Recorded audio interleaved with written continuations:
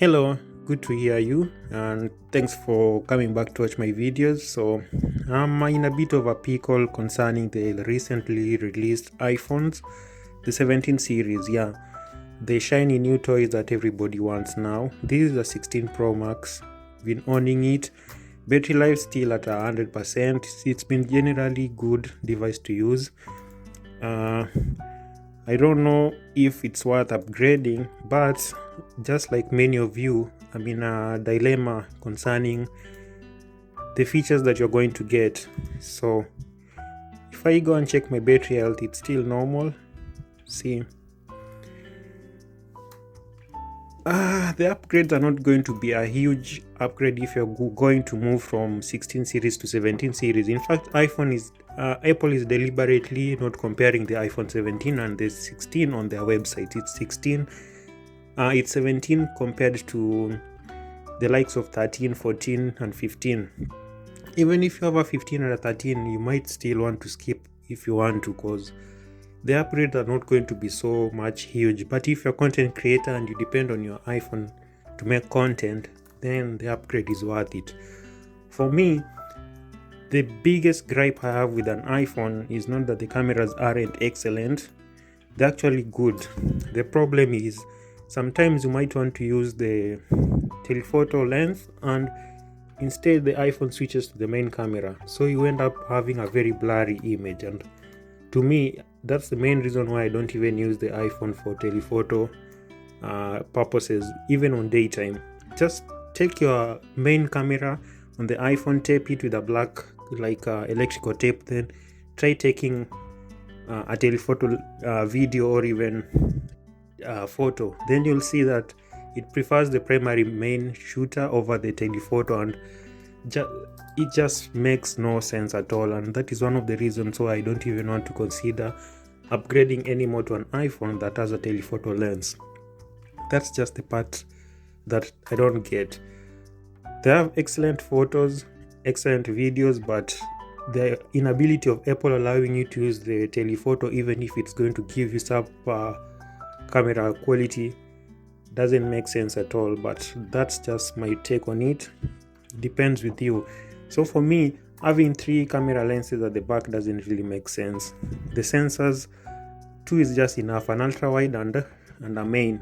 Let me just digitally crop or 2x crop, it's fine. So I'll either get the baseline 17 and trade it in, or I can trade this in and get the 17, then see how it goes from there. And that's the last time I'll ever use a Pro iPhone, unless maybe in 5 years time they come up with a clever camera system that is just immaculate. They make all their sensors to be square sensors, like the front camera that they've came up with, the center stage selfie camera. Other than that, I don't see the need to rush into it. So given that Apple has been making the usual small incremental updates so that it just pisses you that this is a get kept software away from your phone, you could have the feature but it's not there. Instances like things that Android have had for a long period of time, the dual recording on Samsung, that exists on iPhone. It can be done even on iPhone 13, but Apple is not bringing it to the older devices.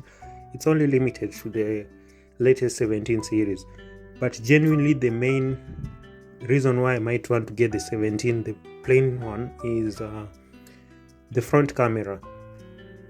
TikToks, travel videos, quick spots of interesting places. You can just capture a lot with it because it automatically just fills everything on the frame the more you move away.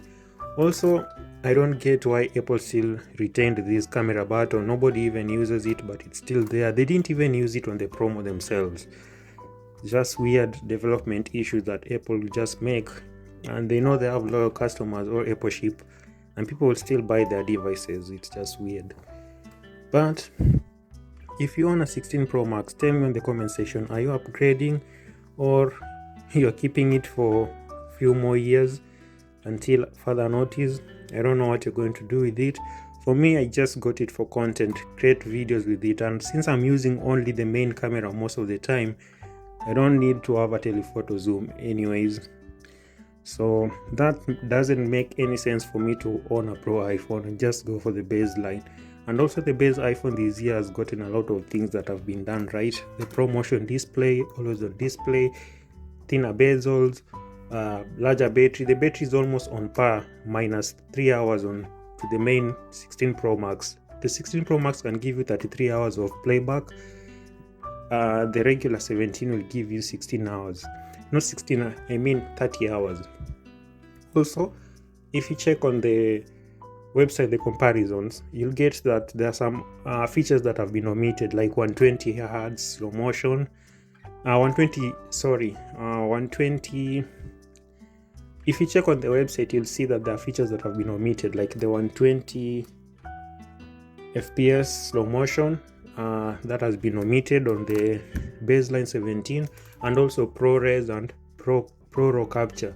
I don't use ProRes or Pro RAW capture to do the videos, so that's fine. I just shoot as is, probably throw a lot on top and just post it.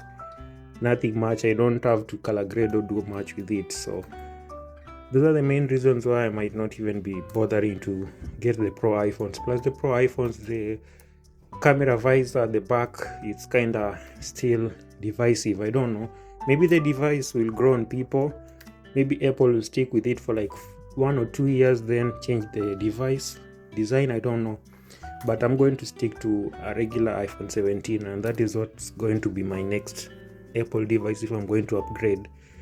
So you let me know what you think. Kindly subscribe, share, comment. Tell me what you're going to do with your iPhone. See you on the next one. Bye.